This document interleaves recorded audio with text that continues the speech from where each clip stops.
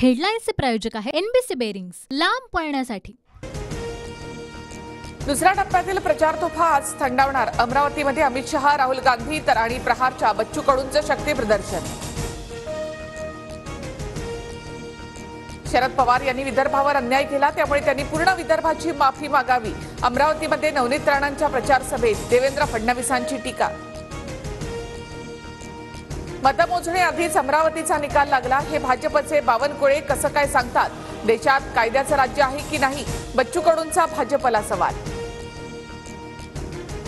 शिखर बँकेच्या कथित 25,000 कोटींच्या घोटाळ्याच्या आरोपात अजित पवारांना दिलासा।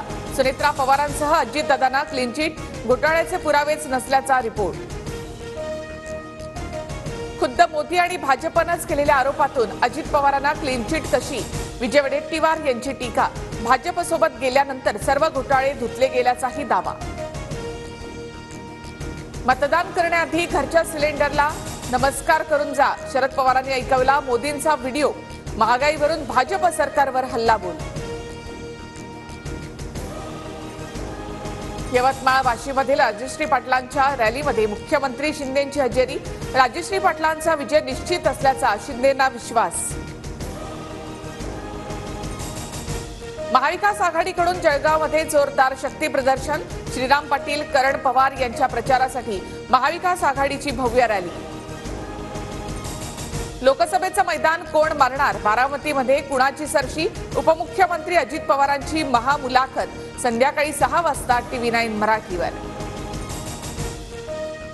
विविध मागण्यांसाठी दिल्लीमधील जंतर मंतरवर तामिळनाडूतील शेतकऱ्यांचं आंदोलन। झाडावर चढलेले शेतकरी पोलिसांच्या ताब्यात। अभिनेता Ranveer Singh deep fake video प्रकरणामध्ये गुन्हा दाखल। महाराष्ट्र सायबर सेल मार्फत अधिक तपास सुरू। IPLमध्ये आज दिल्ली विरुद्ध गुजरातची लढत। गुणतालिकेमध्ये गुजरात 6व्या तर दिल्ली 8व्या स्थानावर। दिल्लीच्या अरुण जेटली स्टेडियमवर सामना रंगणार। हेडलाईन्सचे प्रायोजक आहे एनबीसी बेरिंग्स, लांब पळण्यासाठी।